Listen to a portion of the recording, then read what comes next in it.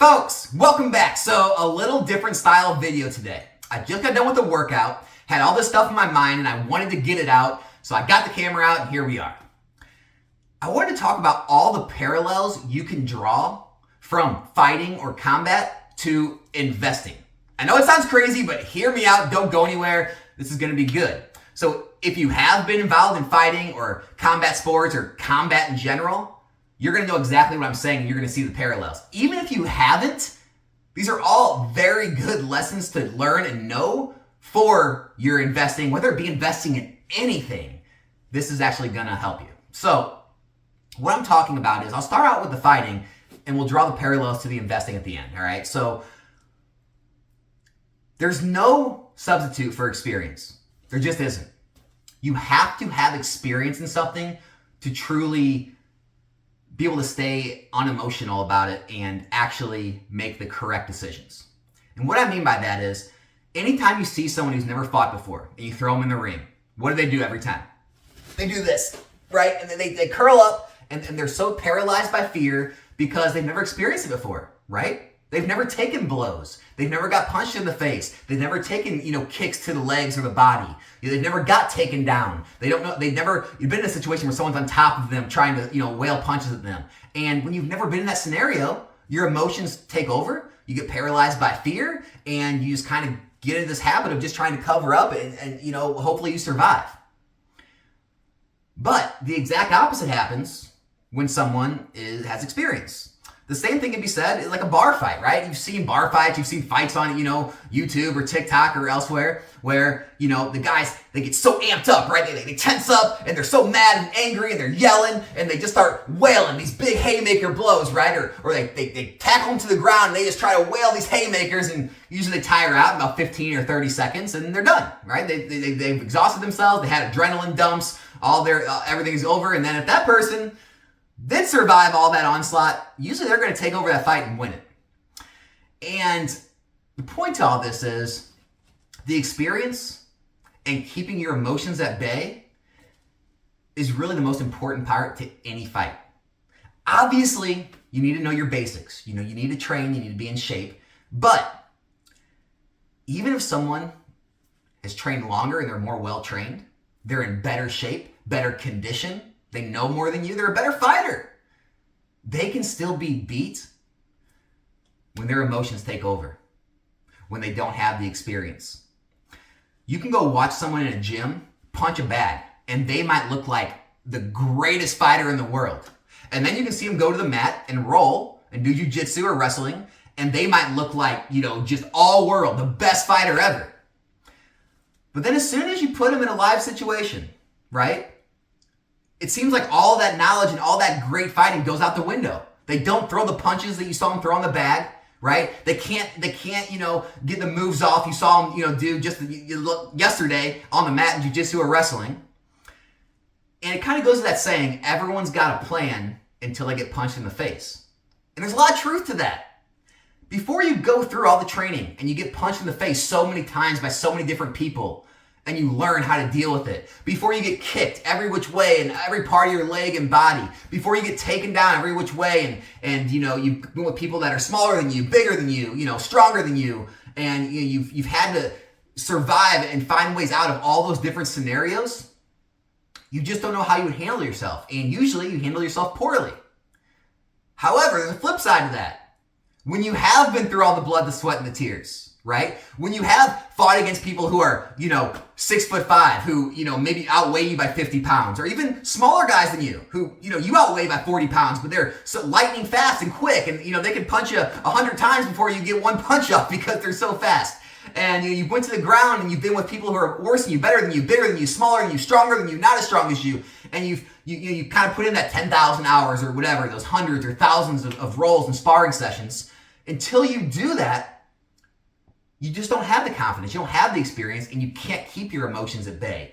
But when you finally do, that's when you can stay calm. That's when you can have people like a bar fight and everyone get all amped up and they can come at you and throw in everything they got. And you can stay 100% calm. And you don't let your emotions get to you at all. And you can see those punches coming and you can duck them. And even if they do tackle you and take you down, you can tie them up, right? You can block those punches. You can wear them out. without ever getting amped up or afraid or emotional. And all that same thing happens with investing. All right, we're going to transfer to investing now.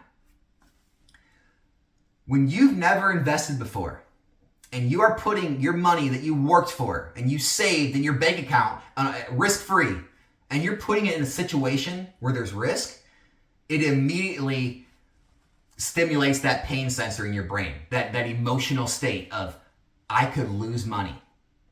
And then, when you actually do start to see an investment trend down, it gets you even more worked up because you've never experienced that before. And then, you do what no one should do. You get on YouTube and you start researching that item or that card or that box, and you see the negative thumbnails about it. Oh, we're in a bear market. Everything's going down. You should sell everything. You shouldn't invest in this stuff. It's not investable. And it really starts to get you amped up then. Then you're really getting scared. And then what a lot of people do is they dump it. They take the loss. They put it back where it's safe in their bank account. And, it scares them away from investing. Now, the opposite can be true. Things can skyrocket. And sometimes that's the worst thing, believe it or not, because then people get overconfident. They think, oh my gosh, it's this easy to make money? I've never made money like this in my checking or savings account. I'm going to start dumping tons of money in. And then what happens is you start getting overconfident. You start making any and every play. And then inevitably, the bad plays come, and you do take heavy losses, and that can just lead to bad times. So the moral of the story is, it's all emotional. It's all up here. It's all up here. The same person can buy the same exact product, and the same market conditions can happen. And the only thing separating that person from making money to the person that's losing money is being able to hold through the market turbulence and the crazy news out there on all the different social media platforms, and holding true to the experience that you've had. And once you've been through years of experience in investing, and you've seen bull and bear markets, and you've seen ups and downs, and you've noticed trends and patterns, it makes things a lot easier, a lot less emotional. And then you see downtrends or things going down, it makes it so much easier to hold or buy more and let the market noise do what it does. Because you've seen the same things happen again and again and again. And it's always the new investors, right? The emotional ones, the ones with no experience, that get crushed the worst because they give in to their emotions. And now, I get it. Everyone's in different financial positions, but you should only be investing what's comfortable for your financial position. So maybe you buy a box, someone else buys a case, someone else buys 10 cases.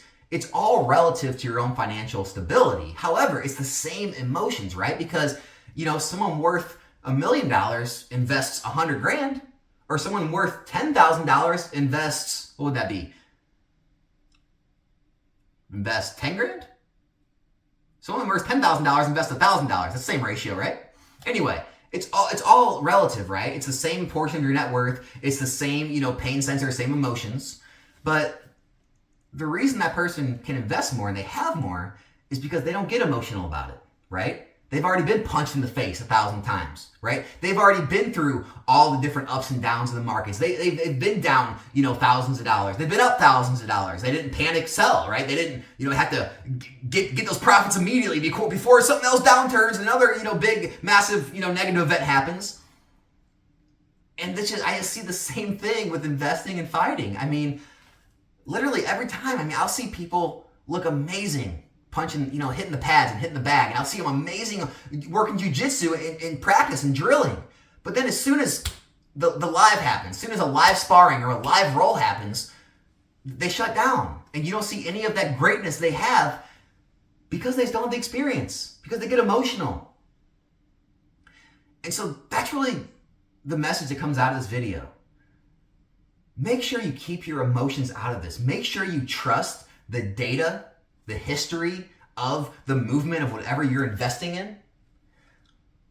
And make sure you are in a financial position where what money you're putting in, you can afford not to be emotional about. And you can afford to absorb times of downtrends. And you don't need the money tomorrow, that you can have time in the market, because time in the market is always going to be time in the market, right? So that you don't have to take those heavy losses. Because we've seen again and again and again, Sure, there's some companies here and there that go bankrupt, but the stock market as a whole always recovers. Sure, there's sealed products out there, never a booster box, but there's sealed products, there's cards out there that crash and never recover. But as a whole, if you're diversified, Pokemon market has always recovered. It's always went higher. And other collectible markets can say the same thing. So I just urge you to keep your emotions out of it. They never serve you well any type in life when it comes to these types of scenarios. And the longer you stay in, the more experience you have, the more market moves, market trends, and situations that you experience, you'll be able to do this better and better. And so, yeah, hope this video helps. I hope it helps you throughout this investing journey, especially in this market where, some things are wildly down, some things are wildly up. There's tons of negative news out there. There's positive news and there's scams going on, but then there's other people saying the hobby's great and they're having a great time, and trying to drown all that out and keep your emotions out of it. Enjoy the content, enjoy the entertainment, but when it comes to your money, your investment, hopefully you can keep a level head and do what the data tells you and what history has told us, and I think you'll come out okay at the other end. Hope you enjoyed the video. If you did, subscribe to the channel. My name's Alex. This is Nostalgianomics. Be back here in a new video soon. I'm out.